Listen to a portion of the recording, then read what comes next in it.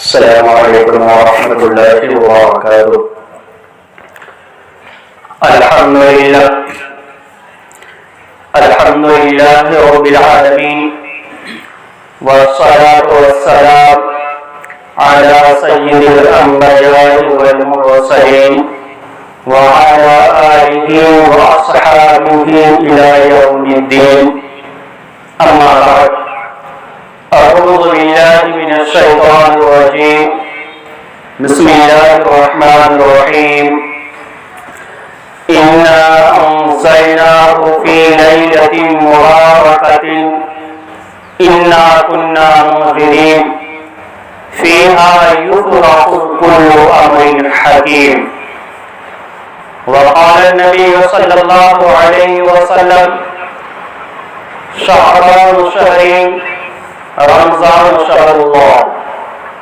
وقال النبي صلى الله عليه وسلم فإن أصدق الحديث كتاب الله، ومن أحسن الهدي هدي محمد صلى الله عليه وسلم، وشر الأمور محدثاتها، وكل محدثة بدعة، وكل بدعة ضلالة، وَكُلُّ ضَلَالَةٍ فِي النَّارِ۔ صدق اللہ العظیم وصدق رسول النبی الکریم، ونحن له من الشاہدین والشاکرین، والحمد للہ رب العالمین۔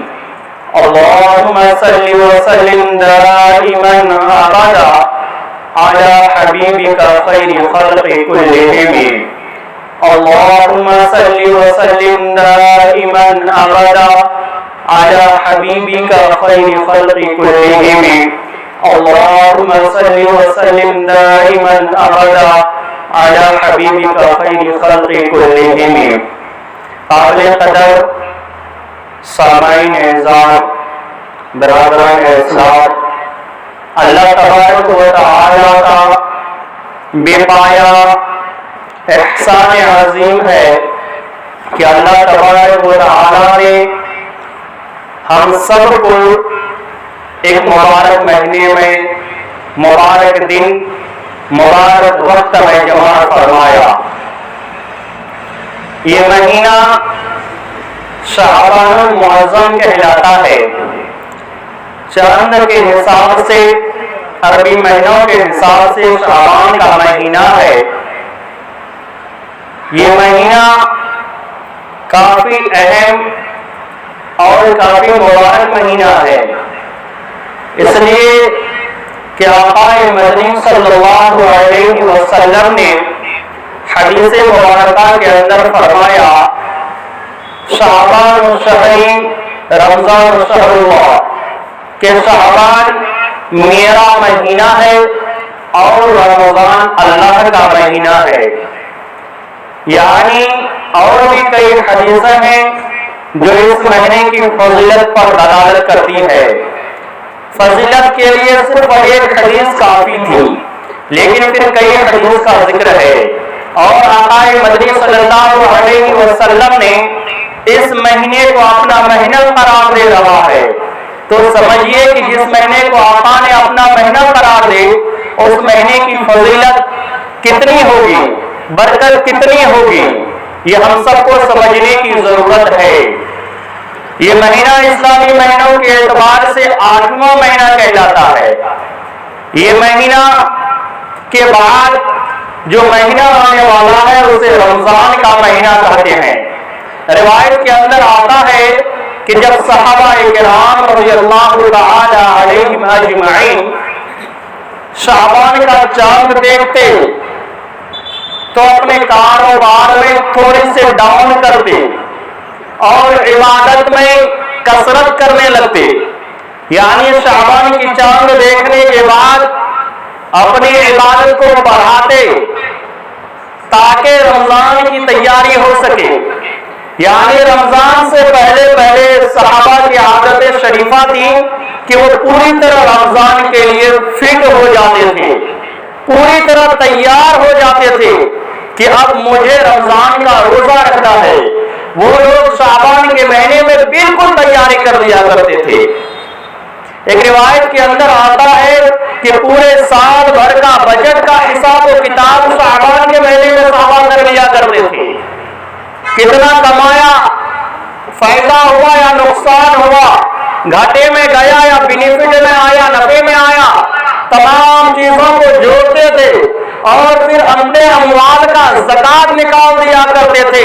یعنی ہر ایک چیز سے 5 سال ہو کر کے رمضان کے لیے بالکل تیار ہو جاتے تھے، تاکہ رمضان کی عبادت کرنے میں کسی طریقے کی دشواری نہ ہو، کسی طریقے کی مشقت کا سامنا نہ کرنا پڑے، کسی طریقے کی رکاوٹ نہ آئے، کسی طریقے کی عبادت کرنے میں خلل نہ ہو۔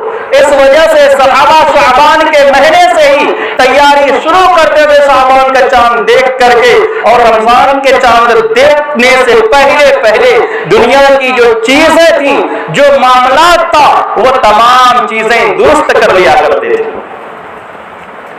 اور پھر آقا مدنی صلی اللہ علیہ وسلم خود دعا فرماتے تھے کہ جب رجب کا چاند دیکھتے تب دعا کرتے تھے کہ اللہ میرے لیے شعبان کے مہینے کو بابرکت بنا اور رمضان تک مجھے زندہ رکھ۔ لیکن آج ہمارے یہاں ہوتا کیا ہے کہ جب شعبان کی چاند دیکھی جاتی ہے تو کتنوں کی چہرے کی نورانیت ختم ہو جاتی ہے، غائب ہو جاتی ہے کہ اب چند دن بچے ہیں، جب کھانا پینا بند ہو جائے گا، سوچ میں پڑ جاتے ہیں، لگتا ہے کہ مصیبت کی پہاڑ ٹوٹنے والی ہے۔ ایسا ہم لوگوں کا حال ہو چکا ہے، ایسا ہم لوگوں کا ایمان بن چکا ہے، بلکہ پہلے سے ارادہ کر لیتے ہیں بعض لوگ کہ رمضان آ رہا تو کیا ہوگا، ہم جیسے رہ رہے ہیں ویسے ہی رہیں گے۔ بات تو کیف یہ مہینہ کافی برکت کے حامل ہیں۔ خود قرآن پاک کے اندر فرمایا گیا اِنَّا أَنزَلْنَاهُ فِي لَيْلَةٍ مُبَارَكَةٍ، ہم نے اس کتاب کو مبارک رات میں نازل کیا ہے۔ مبارک رات سے مراد شب برات کی رات ہے۔ اور پھر آگے فرماتا ہے کہ اللہ تبارک و تعالیٰ فرماتے ہیں کُلُّ أَمْرٍ حَكِيمٍ، کہ تمام امروں کا، حکمت کا، احکامات کا ہوتا ہے وہ لکھ دیا جاتا ہے کہ پورے سال کے اندر کون کتنا روزی کمائے گا، کس کو کتنی روزی ملنے والی ہے، کون کتنا پیسہ کمائے گا، وہ تمام چیزیں شب برات کی رات میں لکھ دیا جاتا ہے۔ کون کب مرے گا، کس تاریخ کو مرے گا، کس لمحے میں مرے گا، کس دن میں مرے گا، وہ تمام ڈیٹیل سے لکھ دیا جاتا ہے۔ سال بھر میں کتنے بچے پیدا ہوں گے وہ تمام چیزیں لکھ دی جاتی ہے۔ بارش کہاں ہوگا، کتنا ہوگا، کس دیش میں ہوگا، دنیا کے کس کنارے پر ہوگا، وہ تمام امر کو، تمام احکامات کو لکھ کر کے عمل میں لا کر کے فرشتوں کے حوالے کر دیا جاتا ہے۔ یہ ایسا مہینہ ہے، یہ ایسا متبرک مہینہ ہے، آپ ذرا سا غور فرمائیں۔ اس مہینے کا نام شعبان ہے۔ اس مہینے کا نام شعبان کیوں رکھا گیا؟ بعض لوگ فرماتے ہیں کہ اس مہینے کا نام شعبان اس لیے رکھا گیا، رجب کے اندر بیج بویا جائے، شعبان میں ہریالی ہو جاتی ہے اور رمضان میں کاٹنے کا سمے آ جاتا ہے۔ یعنی شعبان کا جو مہینہ یہ ہریالی کا مہینہ ہے۔ ہریالی کیسے ہوگی؟ جب انسان اپنے مسجدوں کو آباد کرے گا، اپنے سر کو خدا کے سامنے خم کرے گا، اپنے گناہوں سے توبہ کرے گا، مسجدوں کو آباد کرے گا، تو انسان کی زندگی میں ہریالی آئے گی، انسان کے گھروں میں ہریالی آئے گی، انسان کی کمائی میں برکتیں آئے گی، انسان کے معاملات ٹھیک ہوں گے، تب جا کر کے ہریالی آئے گی۔ مراد یہ ہے۔ تو یہ مہینہ کافی امپورٹنٹ ہے، لیکن آج ہمیں اس کی قدر نہیں ہے۔ اور پھر فرمایا کہ اس مہینے کے اندر ایک رات آتی ہے جسے ہم شب برات کی رات کہتے ہیں، اس کی بھی فضیلتیں ہیں، بہت سارے حدیثیں ہیں، چاہے حدیثیں ضعیف ہی کیوں نہ ہو لیکن بکثرت حدیثیں ہیں۔ بعض علماء فرماتے ہیں کہ تقریباً 17 صحابہ سے شب برات کے بارے میں حدیثیں نقل کی گئی ہیں۔ ایک دو صحابہ سے نہیں 17 صحابہ سے ثابت حدیث سے بیان کیا ہے کہ شب برات جو ہے 15ویں شعبان کی رات میں آتی ہے۔ اب جس رات کے لیے اتنے صحابہ کی حدیثیں ہوں، اتنے صحابہ کی حدیثیں ہوں، اس رات کی برکت کا کیا ٹھکانہ ہے؟ اس رات کی برکت کا کیا ٹھکانہ ہے؟ اس رات کی برکت کا کیا ٹھکانہ ہے؟ روایت کے اندر آتا ہے، آقا مدنی صلی اللہ علیہ وسلم فرماتے ہیں، آقا مدنی صلی اللہ علیہ وسلم فرماتے ہیں کہ میرے پاس ایک مرتبہ رات کا آدھے سے زیادہ حصہ گزر جانے کے بعد میرے پاس جبرائیل علیہ السلام تشریف لائے۔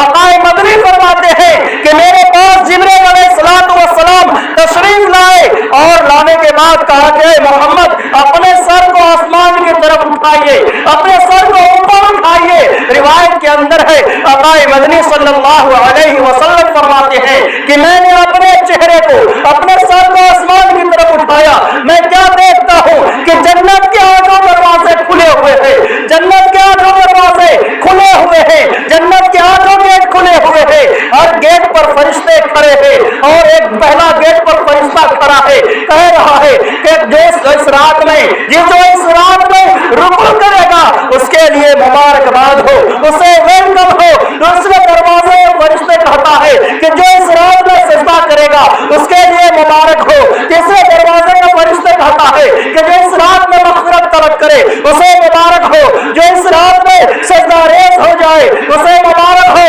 اسی طریقے سے آٹھوں دروازے سے الگ الگ ندائیں آتی ہے، صدائیں آتی ہے، ویلکم اور مبارکبادیں آتی ہے۔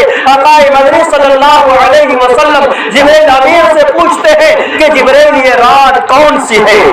جبرائیل بتاؤ تو صحیح یہ رات کون سی ہے؟ جنت کے دروازے کھلے پڑے ہیں۔ آقا مدنی صلی اللہ علیہ وسلم کے پوچھنے پر جبرائیل علیہ السلام نے کہا کہ یہ شب برات کی رات ہے، یہ شب برات کی رات ہے، جنت کے دروازے کھول دیے گئے ہیں، جو چاہے عبادت کر کے، گناہوں سے توبہ کر کے، استغفار کر کے، اپنے رب کے سامنے جھک کر کے، گڑگڑا کر کے، خدا کی ذکر کر کے، قرآن کی تلاوت کر کے اپنے رب کو منا لے اور جنت میں اپنا ٹھکانہ بنا لے۔ اور پھر جبرائیل نے کہا اس حدیث کے اندر کہ اے محمد صلی اللہ علیہ وسلم آج کی رات اتنی بابرکت رات ہے، اتنی بابرکت رات ہے کہ بنو کلب کی بکریوں کے بالوں کے برابر مسلمانوں کو جہنم سے ریلیز کیا جاتا ہے، جہنم سے نکال دیا جاتا ہے، جہنم سے نجات مل جاتی ہے، جہنم سے نکال دیا جاتا ہے۔ اب ذرا سا غور کیجئے کہ ایک بکری کے جسم کے اندر کتنے بال ہوتے ہیں، اگر ہم گننا چاہیں تو گن نہیں سکتے۔ حدیث کے اندر بنو کلب کے بکریوں کا ذکر ہے، کیوں؟ اس لیے کہ عرب کے اندر جو بنو کلب کا قبیلہ تھا، بنو کلب کا جو قبیلہ تھا اس میں بکریاں پالنے کی رواج بہت زیادہ تھی، بڑے بڑے ریوڑ بکریوں کا ہوا کرتے تھے، بڑے بڑے گروپ اور جماعت بکریوں کی تھی جو وہ لوگ پالا کرتے تھے۔ اس وجہ سے جبرائیل نے کہا کہ اتنی مبارک رات ہے، اتنی بابرکت رات ہے کہ آج اس رات کے اندر بنو کلب کے بکریوں کے بال کے برابر مسلمانوں کو جہنم سے ریلیز کیا جاتا ہے، جہنم سے نکال دیا جاتا ہے، جنت میں داخلہ کر دیا جاتا ہے۔ یہ رات کتنی بابرکت ہے، لیکن آج ہمیں اس رات کی قدر نہیں ہے، اس رات کی حیثیت کا معلومات نہیں ہے، اور آج ہم مسلمان، آج ہم اللہ کے نبی کے ماننے والے، قرآن پڑھنے والے، نبی آخر الزمان کو اپنے نبی تسلیم کرنے والے، آج اس رات میں غلط غلط خرافات میں پھنسا ہوا ہے، الگ الگ خرافات میں پھنسا ہوا ہے۔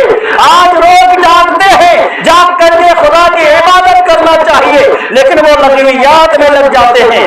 آپ دیکھا ہوگا، خود اپنے گاؤں کا مشاہدہ ہے کہ جاگتے ہیں صرف نام کے، بلکہ گلیوں میں جا کر کے، گلیوں میں گھوم گھوم کر کے سیٹیاں بجاتے ہیں، وہ سیٹی جس کے بارے میں آقا مدنی صلی اللہ علیہ وسلم نے تاکید کے ساتھ سیٹی بجانے سے منع کیا ہو، ایسے جشن سے منع کیا ہو جس جشن میں خرافات ہو۔ آج شب برات کی رات میں ہمارے نوجوان جشن مناتے ہیں، عبادت کا جشن نہیں، گناہوں کا جشن مناتے ہیں، اور اسے شرم نہیں آتی کہ آج متبرک رات میں جو ہم کام کر رہے ہیں اس میں نیکیاں ملے گی یا الٹا عذاب آئے گا۔ آج ہمارے نوجوانوں کا حالات ہے کہ شب برات کی رات میں جب جاگی جاتی ہے، کئی نوجوان گلیوں میں نکروں میں گھوم گھوم کے نعرے تکبیر کا نعرہ لگاتے ہیں اور پھر سیٹیاں بھی بجاتے ہیں، ڈانس بھی کرتے ہیں۔ بعض لوگ تو موبائل میں ویست ہو جاتے ہیں، موبائل میں گیم کھیلنے بیٹھ جاتے ہیں۔ میرے بھائیوں یاد رکھیے، یہ رات جہاں پر بخشش کا ایک سامان ہے، جہاں پر اس رات میں انسان رب کے سامنے روئے گا، وہاں مغفرت کر دے گی، لیکن جب اس رات میں جب گناہوں میں انسان ملوث ہوگا تو خدا کا قہر ایسا نازل ہوگا، ایسا قہر اترے گا کہ خدا کی قسم دنیا کی کوئی طاقت اس انسان کو بچا نہیں سکتا۔ دنیا کی کوئی طاقت اگر خدا کے قہر سے، خدا کی غضب سے اگر بچانا چاہے تو بچا نہیں سکتا۔ اسی وجہ سے ہمیں اس رات کو اگر جاگنا ہو تو اس لہج میں جاگیں، اس طرح جاگیں جس طریقے سے شریعت کے اندر جاگنے کا حکم ہے۔ ہم جاگتے ضرور ہیں لیکن لغویات کے لیے، گناہ کمانے کے لیے، آج جاگا گناہوں سے توبہ کرنے کے لیے، اپنے بخشش کے لیے نہیں جاتا ہے۔ میرے بھائیوں عزم کریں کہ جب اس رات کو ہم جاگیں تو خدا کے سامنے اپنے گناہوں کو پیش کر دیں، خدا کے سامنے مناجات کریں، توبہ کریں، استغفار کریں، اپنے لاچاری، اپنے بے بسی کا جو ہے دروازہ کھولے خدا کے سامنے کہ اللہ میں ایسا ہوں، بے گنہگار ہوں، لیکن اللہ تیرا بندہ ہوں، تیرے در پر حاضر ہوں، اب تو چاہے تو معاف کر دے، اگر تو چاہے تو بخش دے۔ لیکن خدا کی رحمت جوش میں آتی ہے تو کبھی کسی انسان کو خدا اپنے